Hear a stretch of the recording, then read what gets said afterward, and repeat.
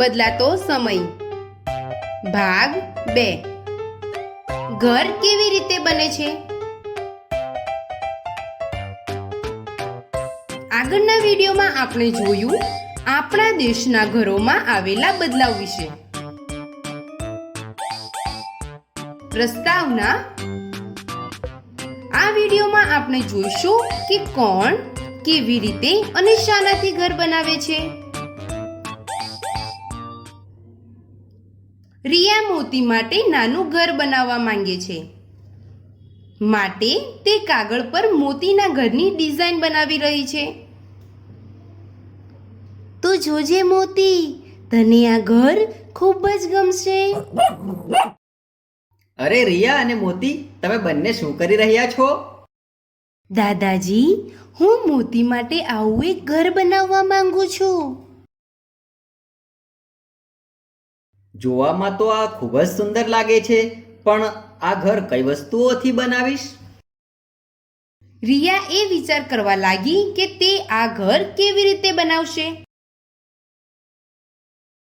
એટલામાં તેને બારીની બહારથી અવાજ સંભળાય છે. એણે બારીની બહાર નજર કરીને જોયું કે બહાર એક ઘર બની રહ્યું હતું. તેમાં ઘણા બધા લોકો અલગ અલગ કામ કરી રહ્યા હતા. દાદાજી, ત્યાં આટલા બધા લોકો તેમના સાધનોથી શું કામ કરી રહ્યા છે? શું તમને ખબર છે? હા, બિલકુલ રિયા, હું તને એક એક કરીને જણાવું છું. ઊભા રહો દાદાજી, હું મારી નોંધ પોથીમાં કોષ્ટક બનાવી લઉં. રિયા પોતાની નોંધ પોથીમાં આ પ્રમાણે કોષ્ટક તૈયાર કરે છે.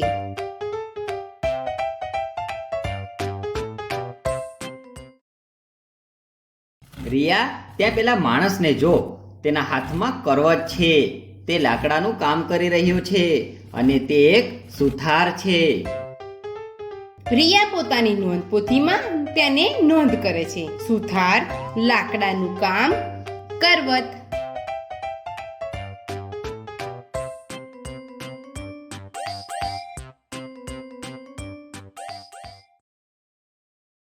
દાદાજી, પેલો માણસ કોણ છે જેના માથા પર પીળી ટોપી છે? એ તો કંઈ કામ પણ નથી કરી રહ્યા. હા, રિયા, તે એક સિવિલ એન્જિનિયર છે. દાદાજી, આ સિવિલ એન્જિનિયર શું હોય છે?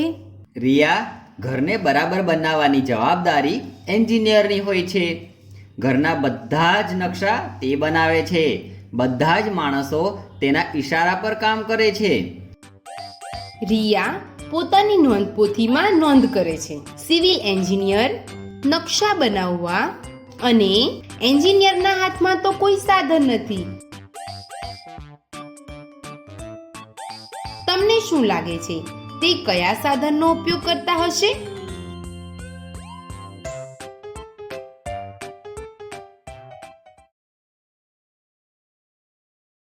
રિયાના દાદાજી રિયાને નોંધ પોથી ભરવામાં મદદ કરે છે.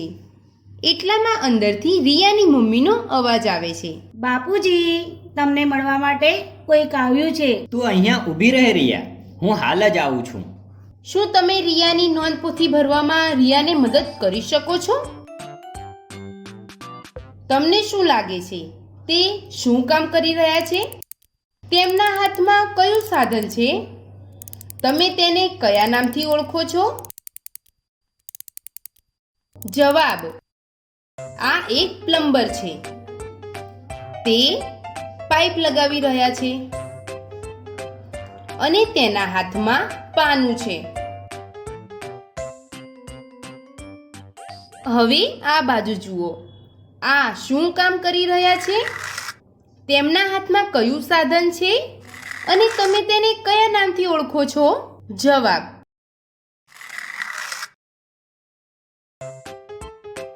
આ એક કડિયો છે. તે ઈંટો લગાવી રહ્યા છે. તેમના હાથમાં લેલું છે. અહીંયા કેટલાક બાળકો રમતા દેખાઈ રહ્યા છે. તમને શું લાગે છે, આ બાળકો ક્યાં રહેતા હશે? રિયાને હવે ખ્યાલ આવી ગયો કે ઘર બનાવવા માટે કોણ શું કામ કરે છે અને તેમાં કયા કયા સાધનોનો ઉપયોગ થાય છે.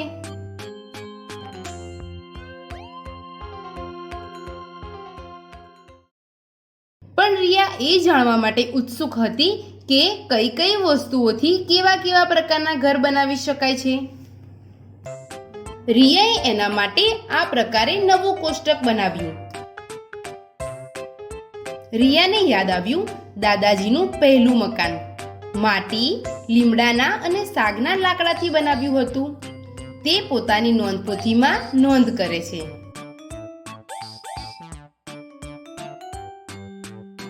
એના પછી રિયા પોતાના ઘરના વિશે વિચાર કરે છે કે કઈ કઈ વસ્તુઓથી ઘર બન્યું છે. તેના માટે રિયા તેની મમ્મીને પૂછે છે.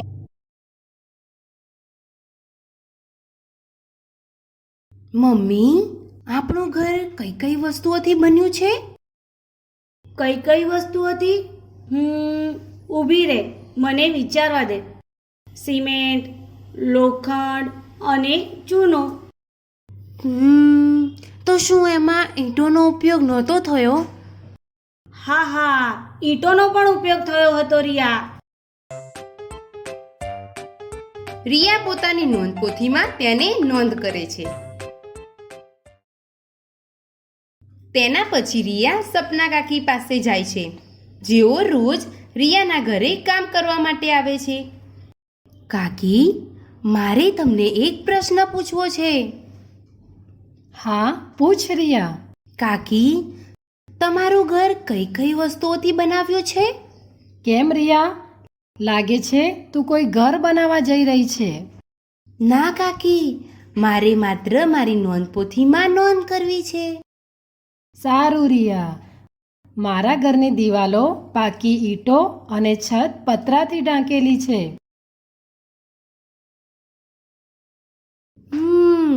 કાકી, પતરાથી તમને કોઈ મુશ્કેલી નથી પડતી? કોઈ ખાસ મુશ્કેલીઓ નથી પડતી, પણ ઉનાળામાં પતરા ગરમ થાય છે, માટે ઘરમાં પણ ગરમી લાગે છે. રિયા પોતાની નોંધપોથીમાં તેને નોંધ કરે છે.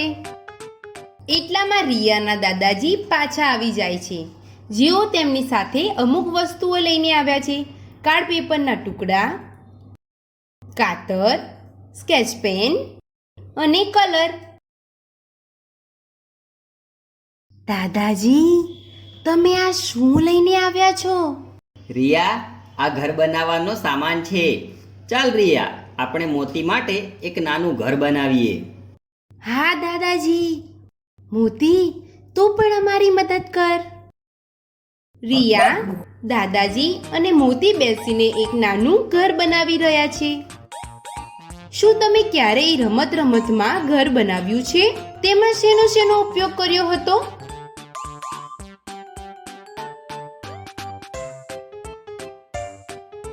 સારાંશ: આ વિડીયોમાં આપણે જોયું કે કોણ, કેવી રીતે અને શેનો ઉપયોગ કરીને ઘર બનાવે છે.